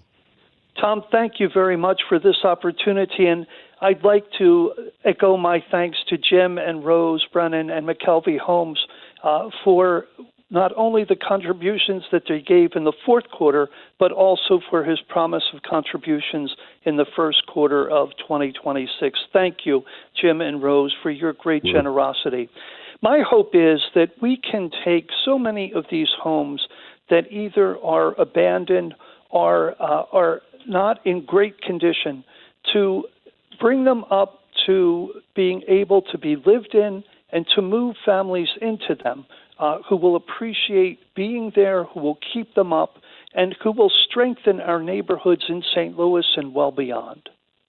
Well said. And Jim, just a final word from you moving forward. I know that you are back with us for 2026, and we couldn't be happier to have McKelvey Homes alongside, but also that you continue to give back to the community makes us very proud to be your partner as well. Well, it's a win-win, and Tom, we've got some great new communities opening up. As you know, you talk about them every morning, and we've got some great sales closing. But I would be remiss if I did not recognize the King, who was the dance champion last night for the Dancing with the St. Louis Stars. Him and his niece, Katie, won everything. They raised the most amount of money. And it was a memorable performance. Some people thought he looked like Howard Stern, but he was really Prince. You got to see it. You can check it out online, Archbishop, for the Independence Center, helping those with mental illness. Thank you. He'll be all over that. The King. Oh, I love it. Jim, it's great to have you on the station, as always. Archbishop Rozanski, thank you very much for your time this morning and for being with us. Thank you. It's Thanks, a privilege and a pleasure. Thank you to both of you. Sports on a Sunday morning on KMOX. I want to say this before we take a break and talk to Chaim. I know many of you tune in throughout our existence here, and we're one of the oldest sports talk radio stations in the country, if not the oldest, and we listen to Chaim every day at 11:30. But I have tried to bring back more of, if there is an opportunity to speak on behalf of our partners here at KMOX, but also those who are dedicated to giving back to St. Louis, especially on days like this, please reach out. We'd love to give you a little bit of time on the station like we do. Typically, this 11:15 spot is good for us, and we'd love to do that for you as well. So you can always reach out to us. You can send us an email. You can just send it directly to me, tom.ackerman@odyssey.com, and I'd be happy to help out whenever I can. Sports on a Sunday morning, gives me an opportunity to stretch out a little bit longer for 2 hours and be able to have a little more time to give back. So we appreciate all that you all do for us here in the St. Louis area. The greatest city in the world, man. I love this place so much. We're going to take a break. When we come back, we're going to visit with Cardinals president of baseball operations, Chaim Bloom. Now, we're getting closer to the start of spring training. This is very, very close, folks. We are going to see, believe it or not, spring training workouts begin in 2 weeks. That's because the pitchers and catchers for the World Baseball Classic begin reporting on February 9th. And yes, we will have KMOX there. Matt Pauley will be there. Mike Claiborne will be there. John Rooney will be there. Ricky Horton will be there. Our engineer Ryan Schulte will be there. I'll be heading down on March 7th after Arch Madness to catch the final 2+ weeks of spring training and take it home, especially when it comes down to roster cuts, because I think it's going to be an interesting 26-man roster that they're putting together. I'm very curious about Brendan Donovan, so we're going to throw that question to Chaim when we come back as to where things stand right now with Brendan. Keep in mind, he's not going to let anything out of the bag. He's not going to tell us exactly what is happening in terms of trade talks, but he's been very good about explaining the situation. And we're going to hear from Chaim Bloom, the Cardinals president of baseball operations, when we come back. And then Bernie Miklasz, we'll have lots of time for him at 11:45. It's sports on a Sunday morning, coming to you on this snowy Sunday from the Stifel Sports Studio in downtown St. Louis. We'll be right back. Hi, I'm Jim Brennan with McKelvey Homes. It's a great time to buy a brand new home, and the Reserve at Wildwood is where you want to be. Park-like setting with front porches on every home, connected trails for exploring, walk to Main Street and Wildwood Town Center, top-rated Rockwood schools, and legendary McKelvey quality you can count on, featuring James Hardy siding. Visit McKelveyHomes.com and learn what makes the Reserve so special. It's time to move up to McKelvey. KMOX Weekend at your service. Sponsored by Air Comfort Service Heating, Cooling, and Installation. For all station contest rules, go to KMOX.com/rules. Unlock a brighter outdoor space in 2026 with Chesterfield Valley Nursery. Let us be your trusted partner for all your landscaping, lawn, and gardening needs, empowering you to create a haven that brings joy and serenity to your life. From landscape design to property maintenance to our garden center, we're here for you. Houseplants, tree shrubs, organic soil mixes, gardening and plant classes, and more. Chesterfield Valley Nursery's Garden Center has what you need no matter what the season. Visit us weekdays from 9 a.m. to 4 p.m. Saturday hours start in March. Follow us on Facebook or Instagram for all class and sale updates. St. Louis has a voice. KMOX, the voice of St. Louis. That voice has shared our stories from headline to history. Martin Luther King was killed by an assassin's bullet tonight. From moment to memory. And it's a strike call! A no-hitter for Gibson! Among those voices, Charlie Brennan. Well, we've got lots to talk about, despite our listeners' letters to the contrary. Working at KMOX is an honor and a responsibility to represent this community. It's one we take seriously. KMOX, the voice of St. Louis. This is a message from your sponsor, Intuit TurboTax. This year, file your taxes with TurboTax and hand everything off to one of the thousands of experts who can get you filed online with 100% accuracy. Only available with TurboTax experts. Real-time updates only in the iOS mobile app. Let's go! You still got it, but your immune system weakens as you age, making it harder to fight flu, pneumococcal pneumonia, RSV, and COVID-19. Ask your doctor or pharmacist which vaccines you need. Sponsored by Pfizer. It looks like winter finally has arrived. It's really nice weather we were getting. Been nice if we kept it all the way through, but it's time for your furnaces to start breaking. If it happens to you, please give me a call, and we'll get somebody right out there and get your heat real fast. If you choose, it makes more sense to replace your furnace. We can do that next day. So if you need service, give me a call. Bart Inman. It's one easy number, Missouri and Illinois. The easiest number. 314-293-2600. Again, Missouri and Illinois. Only one number. 314-293-2600. Or go online at bartinman.com. That is Bart with a B. Inman with an I.com. God bless. This is the Gas House Gang from KMOX. Bernie Miklasz joins the Gas House Gang Tuesdays and Thursdays at noon on America's Sports Voice, KMOX. Now, back to the Great Bar Sports on a Sunday morning on 104.1 KMOX. From the Stifel Financial Sports Studio, here is Tom Ackerman. In fact, here's a Gas House Gang guest right here. The Cardinals president of baseball operations, Chaim Bloom, joins us. This is his home, though. Sports on a Sunday morning in the 11:30 slot, just like John Mozeliak and Walt Jocketty before him, and we appreciate it very much. Chaim, how are you this morning? I'm doing all right. It's good to be on with you. Good to be with you. I hope you're staying out of the snow and everything is good where you are. Yeah, staying warm inside seems like the smart bet right now. Yeah, good move. Let's talk about this club and just coming out of the winter warm-up, coming out of the baseball writers' dinner and all of that activity. What was your reaction to the fans and everything that was asked of you? And also visiting with players. I think a lot of people don't realize that's an opportunity for you also to meet a lot of the players that you've brought along in person. Yeah, glad you point that out because that is actually one of the things I was looking forward to. You know, despite obviously so much having happened, so many conversations and, you know, a lot of interaction with our players, there were a couple guys that I got to meet for the first time at winter warm-up and actually shake their hand and look them in the eye. And the guys that I know, just to be able to reconnect with them and have some conversation. You know, it's a busier weekend than it might look from the outside, so you're running around a little bit, but it was nice to be able to catch a couple calm moments with some of our guys, returning guys, new guys, and just get to know them a little better. I had a great opportunity to talk to some of your younger guys that I had not met before. Joshua Baez, one of them, Leonardo Bernal, the other one. Boy, I talk about a couple of guys who are well-spoken, who respect the game, big guys and tremendous athletes. I think there are two right there that jumped out at me that I just have this sense that a big, exciting road is ahead of them.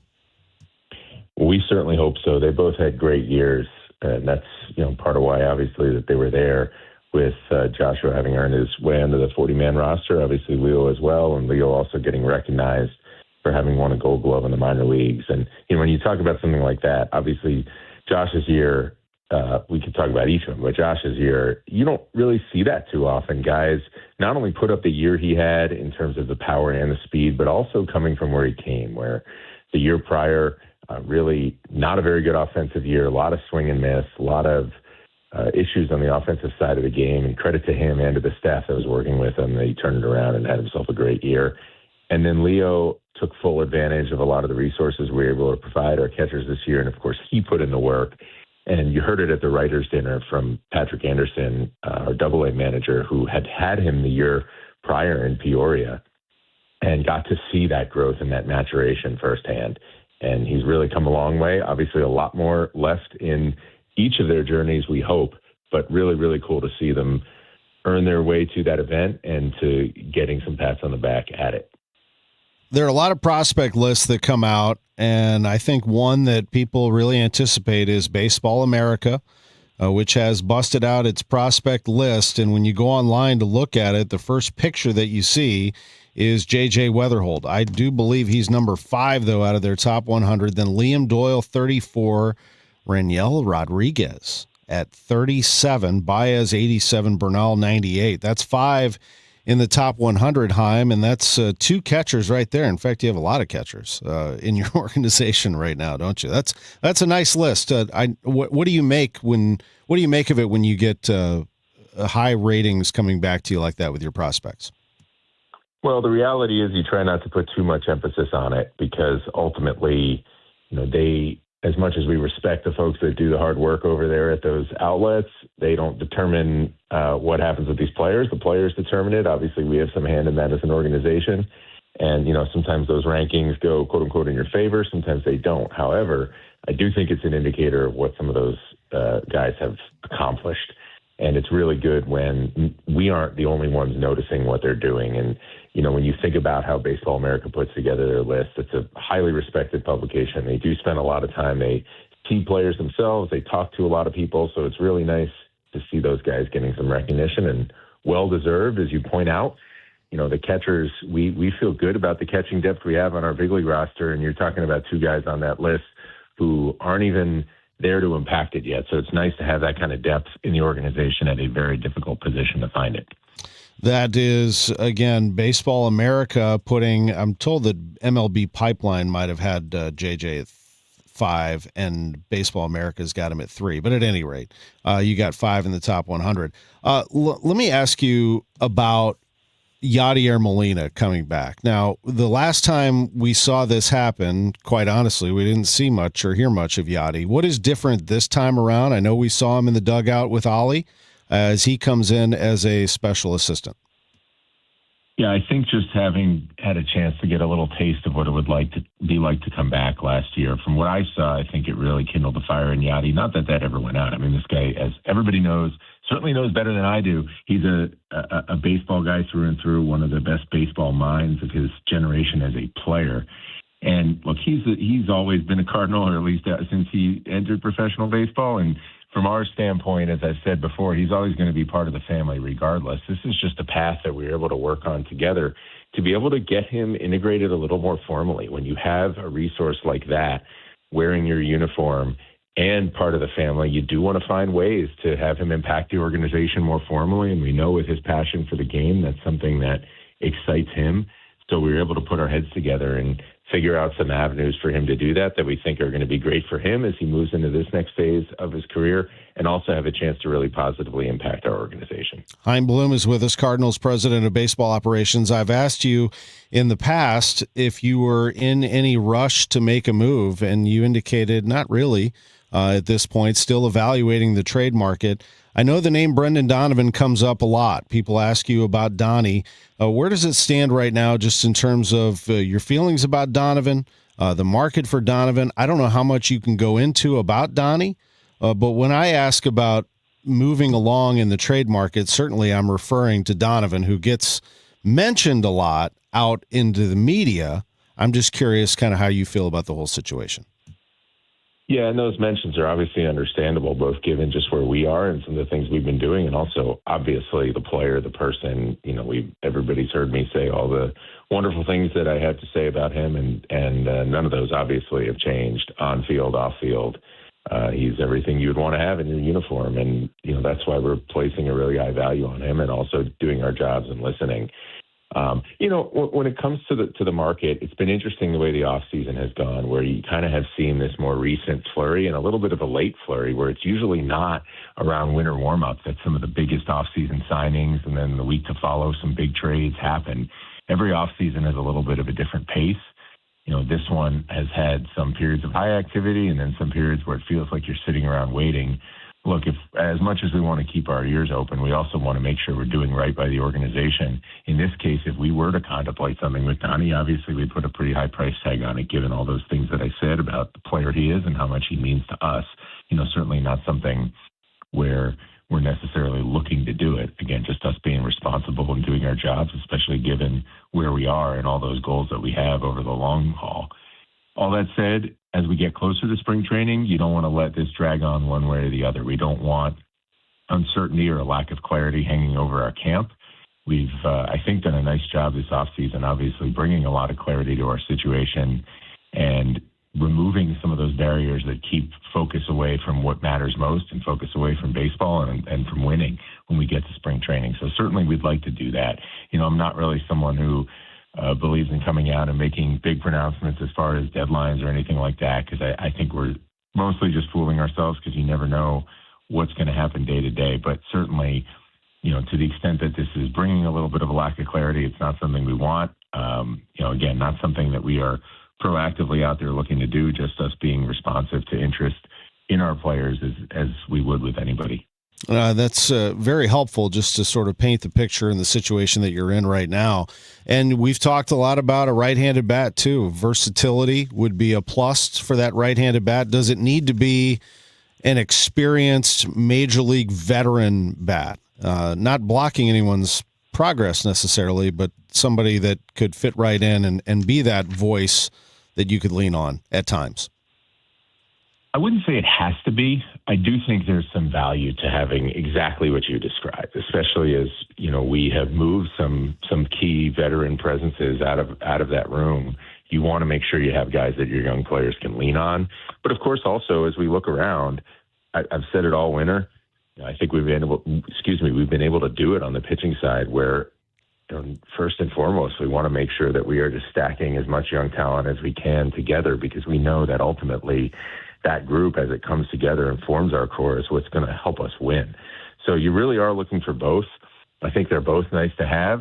It's not necessarily an either or, but, I do think it is going to make sense to add some kind of presence on the position player side. I think as the offseason's getting closer to an end and spring training is getting closer and closer, you start to see some of those markets clarifying. Certainly, it feels like the conversations that we've had in the free agent market are at least moving along a little bit. Nothing is imminent for us there, but I do think it's something we'll do at some point. Just one last quick thing that just kind of hangs over baseball. When I think of the economics of the game, I just don't know what the next, I don't know, anybody does necessarily, what the next couple of years are going to look like. I mean, the TV uncertainty right now is one thing, but I just feel like we're entering a very, very important negotiation here between the owners and players. Just your overview of where things stand right now and where baseball is. Yeah, and on some level, it's all wrapped up together in some sense, right? Because everything ties together when you talk about the economics of the game. It's obviously a hugely important topic. It's important to all 30 clubs, certainly very much to us. And you alluded to some of the things that are happening now in the media landscape, which are not hitting every club equally and obviously are out there in terms of impacting us. First and foremost, very happy. We know we're going to be able to deliver those games to our fans. But as far as what it means in terms of everything behind the scenes, obviously all that's still up in the air. There's a lot of issues there. We all have our own opinions, and I'm happy that the league is very engaged on this. My view of it is two things that, I've talked about this a bunch. Number one, it is something that really has to be worked on, and that everybody who has a stake in this and loves the game and is involved in it from all quote unquote sides have to come together and figure out the best way to keep this rolling, because in so many other ways, our game, our product is in such good shape, and we just need to make sure that we're able to bring it everywhere it needs to be and that everybody can compete. Obviously, how we do that, how we ensure that for the long term, there's so many different things that go into that. For as many difficult things as land on my desk, some mornings definitely wake up, even though I might have some opinions, I wake up relieved that that's not one of them, and a lot of those things are happening well above me, but certainly we're very attentive to them. And we know that, there are some real differences here, and there are some obstacles that might create for a team that's not in a massive market like us. But the other thing I believe is that can never be an excuse. And as far as our baseball operation is concerned, regardless of what we might like to see happen in terms of the larger economic picture of the game, regardless of what obstacles the status quo puts in our way, we just can't be focused on them. That's never been how teams in markets like ours, and it's never been how this organization has won, is by worrying about that. This organization's always won by being creative and maximizing its own circumstances. So as much as you're aware of some of those challenges, and as much as you might have to operate a little bit differently to win in a world that's set up the way this one is, that's our challenge, and we're never going to let that be an excuse. And it's honestly something that's really motivating, in spite of whatever challenges are out there, to make sure we get up and find the way for our organization to do it our way and get back to where we need to be. Appreciate your time very much today, as always, on these Sundays. Have a great rest of your day, and we'll catch you real soon, Chaim Bloom. Thank you. Sounds good, and stay warm and stay safe as you're getting to and from work. You as well. Chaim Bloom, Cardinals president of baseball operations. We'll be back in just a moment. Bernie Miklasz is going to join us. Sports on a Sunday morning from the Stifel Sports Studio. Two legendary bands. One massive night of classic rock.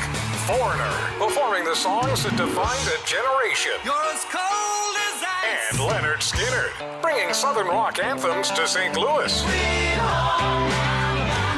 Foreigner, Leonard Skinner, coming to Hollywood Casino Amphitheater August 6. Tickets on sale now at Ticketmaster.com.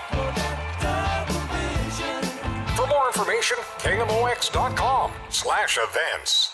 Glover here for my friends at Cantor Injury Law. Cantor is local, and we're here doing the work every day. We're right here in St. Louis, and we're ready to fight for you. CantorInjuryLaw.com or call 314-628-9999. The choice of a lawyer is an important decision and should not be solely based on advertisements.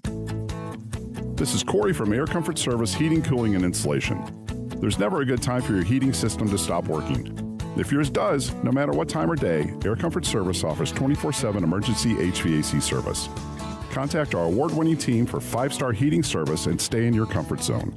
For heating and 24/7 emergency service, contact Air Comfort Service Heating, Cooling, and Insulation at aircomfortservice.com. That's aircomfortservice.com. Hey, good morning. You're heading to the airport, right? Yep, thanks for checking. I like the car. How long have you been a rideshare driver? About 3 years now. I really enjoy it. Isn't it hard to make money these days with the price of gas being so high? Not for me. I use Upside, the free app that gives you cash back for every gallon of gas you buy. Wait a minute. Are you saying you actually get real money back when you get gas with the Upside app? Yep, I get real cash back every time I get gas. Does that actually add up to anything? I'll make around $200 to $300. Wow, that's serious extra cash. I'm downloading the Upside app now. Download the free Upside app now to earn real cash back every time you buy gas. Use promo code RAIN to get up to a $5 per gallon bonus on your first tank. You can cash out anytime, right to your bank account, PayPal, or a gift card for Amazon and other brands. Just download the free Upside app and use promo code RAIN to get up to a $5 per gallon bonus on your first tank. That's code RAIN. This is the story of the one. As an HVAC technician, he and his digital multimeter are in high demand. So when a noisy office HVAC turns out to be a failing blower motor, he doesn't break a sweat. With Grainger's easy-to-use website and product information, he selects the product he needs to keep everything humming right along. Call 1-800-GRAINGER, click Grainger.com, or just stop by. Grainger, for the ones who get it done. I was ordering food for the office from the same few places for too long. For workplaces suffering with office food fatigue, every day's a struggle. Before starting Easy Cater, I assumed having no good vegan options for Carl in finance was normal. Easy Cater is designed to treat OFF with a huge variety of favorite restaurants, plus tools to help you meet dietary needs and stay on budget. Used daily, one platform lets you save time and shine. Ask your app store about Easy Cater or start an order at easycater.com. Now, back to the Great Bar Sports on a Sunday morning on 104.1 KMOX. From the Stifel Financial Sports Studio, here is Tom Ackerman. 10 minutes on the clock with my man, Bernie Miklasz, sponsored by Saliga Heating and Cooling, SaligaHeatingandCooling.com. What's up, Bernie? Been listening to a really good show on KMOX. It's been around a little while, called Sports on a Sunday Morning. I've been enjoying it. Well, thank you. Feels good to do it. Last week we were at the winter warm-up, and we had all Cardinals. We had a great time with it, but it is nice to get back to the rotation of Mizzou and Illinois and SLU and Blues, and then, of course, all that we do with the AFC NFC Championship picks. Who you got today? Broncos, Patriots, and then you got Rams, Seahawks. You know, I wrestled with both of them. I really like New England a lot, but I don't. Sean McVay has been pretty amazing in his career. You know me, Mr. Research.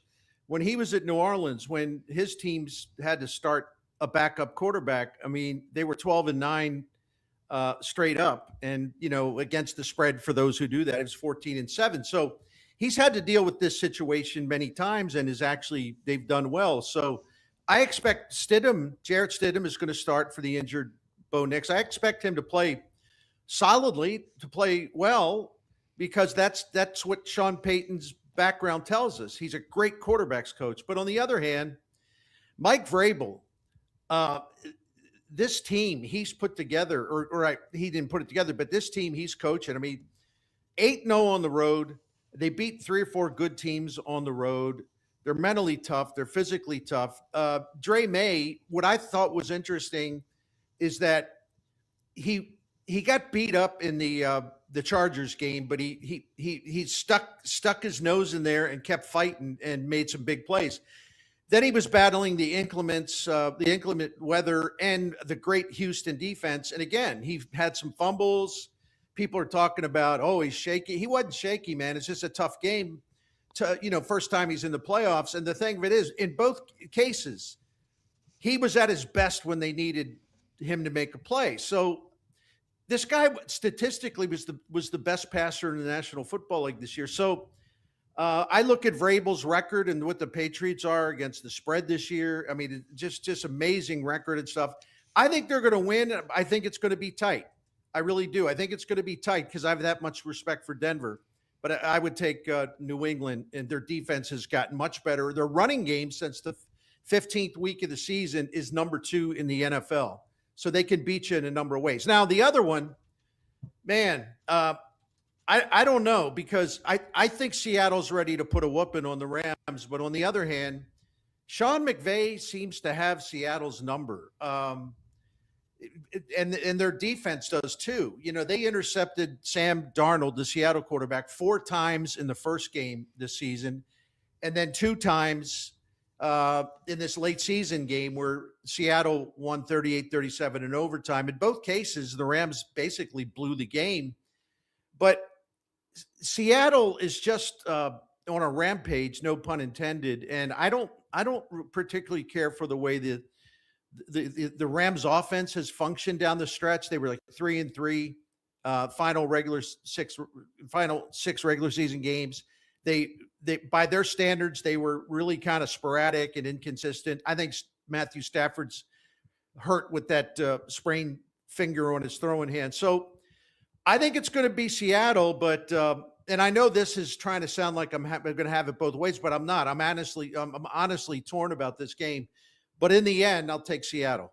Yeah, I think that's a well-said breakdown there. Seattle, and I've got Seattle and Denver actually winning this thing. I just have this feeling they're going to pull this thing out somehow, some way, you know, and I'm with you on the coach. I just think he's phenomenal. I really do. I thought, you know, when the line came out on this, at first it was Denver was getting 5.5, and that's been bet down to 3.5. So there's been a lot of money coming in on the Broncos. And like what I wrote the other day when I made picks, I said, I think New England's going to win, but I would bet, at that time it was 4.5. Now it's 3.5. I'm like, I think Denver can cover this game. I don't see a lopsided game at all. I think it's going to be really, really close. I'm looking forward to it. It'll be fun. And then the second half of our conversation, I wanted to ask you about Chaim. I just chatted with him. He sort of reinforced the thought that, you know, they're not in any rush to trade Brendan Donovan. They're in a very good position. They're listening to all of the offers for Donnie. Could they start the season with Donnie and wait until the trade deadline, Bernie? You think that's open? I think there's more of a chance in that I would have thought. You know, at one point, you know, I thought it was going to be close to 100%. Then I think I adjusted. I was asked on KMOX, one of our shows, and I said, 80%, maybe 75%. I think it's even lower now because Chaim Bloom's doing this the right way. You know, the fact that he values Donovan, there's no reason whatsoever to sell low on Donovan. I've advocated trading Brendan Donovan, but I think people sort of, you know, take that the wrong way. I think Brendan Donovan is a terrific Cardinal, and he's a really, really good player. And I think even in this rebuild, he's got tremendous value to the Cardinals. So if Chaim Bloom doesn't get what he wants, if he set a pretty high price tag, he doesn't get it, well, then he should hang on to Brendan Donovan. You don't trade him just to trade him. You don't settle. You don't settle for 75% on the dollar or 75 cents on the dollar. Or whatever analogy. You just don't do that. He's a guy that can help your team and help the young players. So, would it create a little bit of adjusting? Let's just say he's back. Well, J.J. Weatherholt's the third baseman if Donovan is the second baseman. I don't know what that means for Nolan Gorman because Alec Burleson is a left-handed DH. So if Gorman batted right-handed, you could play with that a little bit, but they're both left-handed bats. One thing is Lars Nootbaar, you know, if he's not ready to go at the start of the season, you could put Brendan Donovan in left field and Gorman could play, not every game, but him and Sajasi could play at third. And eventually, Tom, if let's just say Donovan stays, eventually this will swing around to Jordan Walker as well, because if Jordan Walker, you know, can't hit and he's having big time problems again, I know they want him to play because it is a rebuild year, but one way they could go, if it's kind of we're going to have to do something here. One way they could go is, Donovan in left, Newtbar in right, and then that would, let you have Gorman and Shajacy handle in third, with Donovan staying at second. Yeah, I got that screwed up. I'm sorry. I think you know what I meant, though. Yeah, no, totally. And they have some versatility there. They really do. It should be interesting to see how this all plays out. And as he said, for those of you that missed it, you want to go back and listen, he said he'd like to have some clarity here pretty soon. I don't think he wants to go into Jupiter not knowing one way or the other. It's either they're going to have him or they're not. Right. And right. And Newtbar's a wild card in this too, because what if they trade him? Then you don't have any traffic jams, because I screwed that up trying to explain it, and I apologize. But there's a lot of ways they can go. And listen, man, I think that I certainly, I'm not going to say it's going to happen, but I think there's a chance we could see Josh Baez up here after the All-Star break, which would further kind of give them additional options and choices what to do with the outfield. So it's kind of a fluid situation, but man, I got no problem with Donovan coming back. I trust Chaim Bloom. If he's not getting offered enough, I trust Chaim Bloom's judgment on that. I mean, what a great bat and player in person to have during this whole thing. And he's not afraid of being part of a rebuild. There's no doubt about that. Bernie, stay warm. I'm going to get back on the highways here and head home, and I plan on not going anywhere for the rest of the day, watching the AFC and NFC Championship and eating some food. Sounds like a plan. Just get there safely. Then you'll be in splendor. Yep. So the key is to go slow and take it easy. Right. But if you don't have to be out there, don't go out there, folks, for sure. Bernie, have a great rest of your day, bud. It's always great to have you on. Bernie Miklasz with us on Sports on a Sunday morning. He's sponsored by Saliga Heating and Cooling, SaligaHeatingandCooling.com. Got to follow him on YouTube. He's got some unbelievably great videos, and he always does a wonderful job wherever he contributes, including the Gas House Gang, which I will be back tomorrow with Chris Ranji at noon for that show, and Bernie joins us on Tuesday. Tuesday night, big game, Billikens and George Washington. I just saw they released $5 tickets for that. Get on that, immediately. So Tuesday night's going to be incredible. Thanks for joining us. Sports on a Sunday morning from the Stifel Sports Studio. Playoff mode is on with FanDuel right now. All customers get a profit boost pack every NFL playoff game day, and that's been going on for a while now. So during the championship round on Sunday, you're